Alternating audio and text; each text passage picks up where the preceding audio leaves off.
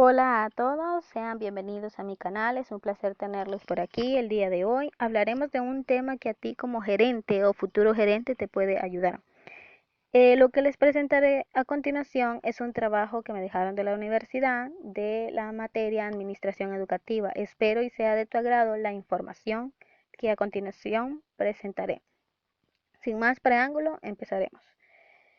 El tema que a mí me tocó es cómo entender el comportamiento individual, pero para poder entender el comportamiento individual de una persona en una organización es muy importante que sepamos qué es el comportamiento organizacional. El comportamiento organizacional es el estudio de las acciones de las personas en el trabajo. También se podría decir que es el estudio de las actitudes que obtienen las personas mientras están en el labor o mientras están en las horas de trabajo o mientras están en el lugar de trabajo. El comportamiento organizacional se enfoca en tres áreas. Número uno, el comportamiento individual. Número dos, el comportamiento grupal.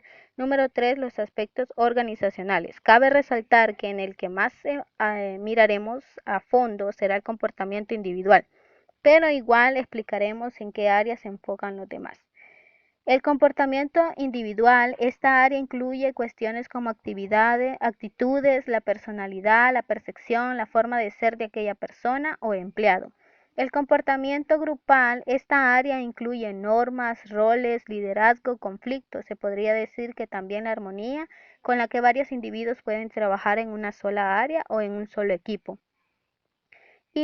Y el último, los aspectos organizacionales que incluyen estructura, cultura, políticas y prácticas de recursos humanos. Aquí más que todo podríamos decir que es lo que los gerentes o lo que las organizaciones tendrían que ofrecerle a los empleados. Ahora veremos los objetivos del comportamiento organizacional, los objetivos o las metas. Son tres: explicar, predecir, influir en el comportamiento. Explicar la razón de por qué los empleados actúan de algunas maneras y de otras no. Es como llegar al motivo de ese comportamiento o a qué se debe esa forma de comportarse. Predecir. Aquí el gerente deberá tener alguna idea de cómo el empleado actúa al condicionamiento que el gerente aplique. Y influir en el comportamiento es la forma de conducirse de los empleados. Es como hacer un cambio en el comportamiento del empleado al aportarle el condicionamiento. Hay unos comportamientos en los empleados que muchas veces puede tener o nos pueden interesar a nosotros como gerentes. Número uno, la productividad del empleado. Es una medida de desempeño tanto de la eficiencia como de la efectividad. Esto es algo positivo para la organización debido a que la productividad del empleado hará que la organización llegue a sus propósitos o a sus metas. El ausentismo es no presentarse a laborar. Esto, la verdad, causa algo negativo a la organización debido a que cuando los empleados se ausentan, pues a veces puede ser una pérdida de tiempo porque su trabajo no hay nadie quien se los haga, entonces por esa área no avanzaría. La rotación es el retiro permanente, voluntario o involuntario de una organización. Aquí más que todo las organizaciones pierden porque son cuando los empleados se cambian, son cuando los empleados les presentan su carta de renuncia o hacen que los puedan despedir. Y es algo que a los gerentes pues y a las organizaciones les causa una pérdida de tiempo debido a que tienen que conseguir unos nuevos empleados, tienen que hacer entrevistas, pérdida de tiempo, pérdida de dinero y entonces es algo que les causa algo negativo. El comportamiento de ciudadanía organizacional. Este es un comportamiento discrecional que no es parte de los requerimientos formales del trabajo de un empleado. En otras palabras, se podría decir que esto no es algo obligatorio que el gerente o que la organización tenga que pedirle al empleado, pero que de igual manera, si la persona tiene un comportamiento de ciudadanía organizacional, estaría dejando en un buen lugar a la organización. Entonces esto sería algo efectivo para la organización. El mal comportamiento en el lugar de trabajo es el comportamiento intencional del empleado potencialmente dañino para la organización o para las personas dentro de la organización. Si una persona comienza a comportarse mal, obviamente será algo que hará o dará respuestas negativas a la empresa. La satisfacción en el trabajo es la actitud general de un individuo hacia su trabajo. Cuando hay alguien que es satisfecho en su trabajo, pues no tendría ningún problema porque ellos sí se presentarían, porque ellos no harían la rotación y porque ellos no tendrían ningún mal comportamiento porque están haciendo algo en lo que se sienten bien. Ahora veamos, ¿qué es actitud? Se podría decir que es la manera en que reaccionamos ante diferentes acontecimientos. Son declaraciones evaluadoras. Ahora veremos los componentes de una actitud. Estos son tres: componente cognitivo, componente afectivo, componentes de comportamiento.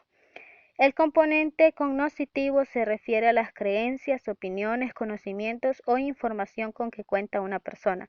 Se podría decir que esto se basa en la experiencia que la persona ha tenido a través de lo largo de su vida, ya sea desde que nació o desde que fue adquiriendo conocimiento en su casa hasta de los trabajos que no eran de la organización y todo ese tipo de información o de experiencia.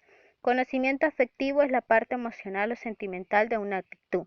Tenemos que tener algo muy en cuenta y es que los empleados son seres humanos y que tienen sentimientos. A veces andan tristes, a veces andan alegres y a veces andan delicados. Entonces es algo que nosotros debemos de tomar en cuenta como gerentes. Y el último, que es el componente de comportamiento, se refiere a una intención de comportarse de cierta forma hacia alguien o algo. Esto quiere decir que la persona reaccionará de tal manera dependiendo de la persona que esté enfrente o de la situación que esté atravesando. También existen actitudes que son relacionadas con el trabajo, la participación en el trabajo, compromiso organizacional y compromiso del empleado. La participación en el trabajo es el grado en que un empleado se identifica con su trabajo, o sea que siente que lo que está haciendo es parte de él o que realmente nació para eso. El compromiso organizacional significa identificarse con su organización empleadora y también se identifica en particular con sus metas y sus deseos. Quiere decir que la persona o el empleado quiere cumplir las metas, quiere cumplir los propósitos que la empresa tenga. Y el último, que es el compromiso del empleado, es cuando los gerentes quieren que sus empleados estén conectados con su trabajo, satisfechos con y entusiastas sobre sus trabajos. Aquí hay algo muy importante y es que algo que puede ayudar a los gerentes a conocer o a saber cómo se sienten sus empleados en su trabajo o en la organización es la aplicación de encuestas de actitud. Estas intentan obtener respuestas de los empleados a través de preguntas relacionadas a cómo se sienten sobre sus trabajos. Esto ayudaría a que los empleados se sientan satisfechos en su trabajo. Ahora hablaremos acerca de la personalidad de un individuo. La personalidad de un individuo es una combinación única de patrones emocionales, de pensamientos y conductuales que afectan la manera en que una persona reacciona a situaciones o interactúa con otras. Esto se podría decir que si aquella persona es inteligente, si aquella persona es activa, a eso nos referimos con personalidad, si es alegre, si es enojada, etc. Según Myers-Briggs, existen cuatro tipos de personalidad. La INFJ, que es introvertido, intuitivo, sensible, crítico. Este tipo de personas logran el éxito por medio de la perseverancia, la originalidad y el deseo de hacer cualquier cosa que se necesite o desee. Número 2, ESTP, extrovertido, racional, pensante, perceptivo. Estas personas son prácticas y no se preocupan ni se apresuran. Trabajan mejor con cosas reales que se puedan armar o desarmar. Número 3, ISFP, introvertido, racional, sensible, perceptivo. A estas personas les disgustan mucho los desacuerdos y los trata de evitar. Son seguidores leales y a menudo se toman con tranquilidad a llevar a cabo las cosas. Y el último, ENTJ. Extrovertido, intuitivo, pensante y crítico. Son diestros en cualquier cosa que requiera razonamiento y plática inteligente, pero en ocasiones sobreestiman sus capacidades de hacer. Existen algunos rasgos de la personalidad que al gerente se le puede facilitar conocer el comportamiento individual en las organizaciones. Locus de control. No se trata que la persona está loca, sino que piensa que controla su propio devenir. Creen que lo que le sucede en la vida se debe a la suerte o a la casualidad. Maquiavelismo mantiene una distancia emocional y cree que el fin justifica los medios. Autoestima son las personas que difieren en cuanto al grado de aceptación o no aceptación de sí mismas. Autovigilancia se refiere a la habilidad de una persona para ajustar su comportamiento. Son extremadamente sensibles a señales externas. En otras palabras, estas personas se comportan dependiendo de la situación. Y la toma de riesgo son aquellas personas que pues no le temen al éxito, sino que se avientan y se animan a poder hacer o poder lograr y actuar de tal manera. Ahora hablaremos acerca de la percepción. La percepción es la manera en que damos significado a nuestro entorno al organizar e interpretar impresiones sensoriales. Aquí los individuos pueden ver lo mismo, pero percibirlo de manera distinta. Ahora, ¿qué es la teoría de la atribución? Esta teoría se desarrolló para explicar cómo juzgamos a las personas de forma distinta. Tiene tres factores. La distintividad se refiere, se refiere a los diferentes comportamientos que manifiesta un individuo en situaciones distintas. El consenso, en cuanto le llega a un acuerdo en común ante la misma situación. La consistencia manifiesta el comportamiento de manera regular y consistente. Cuando juzgamos a alguien solo con verlo, sin necesidad de entablar una relación con esa persona o comunicarnos con esa persona solo de la vista, se le llama similitud asumida. Cuando juzgamos a alguien en base a nuestra percepción de un grupo al que esa persona pertenece, estamos utilizando el procedimiento conocido como estereotipar. Cuando nos formamos una impresión general acerca de una persona en base a una sola característica como la inteligencia, la sociabilidad o la apariencia, nos estamos influir por el efecto de halo. Y estos son algunos de los procedimientos que se utilizan para juzgar a los demás o que la mayoría de las personas utilizamos al juzgar a alguien más. El aprendizaje en el comportamiento es cualquier cambio relativamente permanente en el comportamiento que se da como resultado de una experiencia. ¿Cómo el gerente puede moldear el comportamiento de sus empleados? Existen 4 formas de moldear el comportamiento: el refuerzo positivo, refuerzo negativo, castigo y extinción. Un comportamiento seguido de algo placentero, como elogiar a un empleado por hacer un buen trabajo, se llama refuerzo positivo.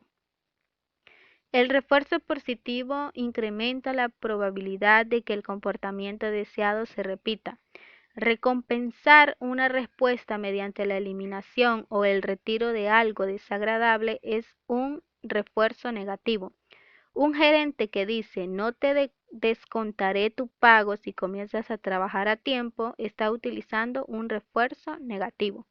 El comportamiento deseado, llegar al trabajo a tiempo, es alentado por el retiro de algo desagradable, el descuento de su sueldo. Por otra parte, el castigo penaliza el comportamiento indeseable y lo elimina. Suspender a un empleado por 2 días sin derecho a sueldo por sus continuos retardos es un ejemplo de castigo. Por último, eliminar cualquier refuerzo que mantenga el comportamiento se conoce como extinción. Cuando no se refuerza un comportamiento, este desaparece gradualmente. Y para terminar, hablaremos acerca de los retos que enfrentan los gerentes modernos. Si podemos ver, estamos en una generación muy complicada, en donde importa más la apariencia, en donde se conoce mucho de la tecnología y más que todo la mayoría de los jóvenes quieren ser gerentes ellos. Entonces, son los retos que enfrentan los gerentes modernos: la apariencia, la tecnología y el estilo gerencial. Así que esto ha sido todo por hoy y gracias por haber llegado hasta el final y espero les haya gustado y sea de mucha ayuda la información.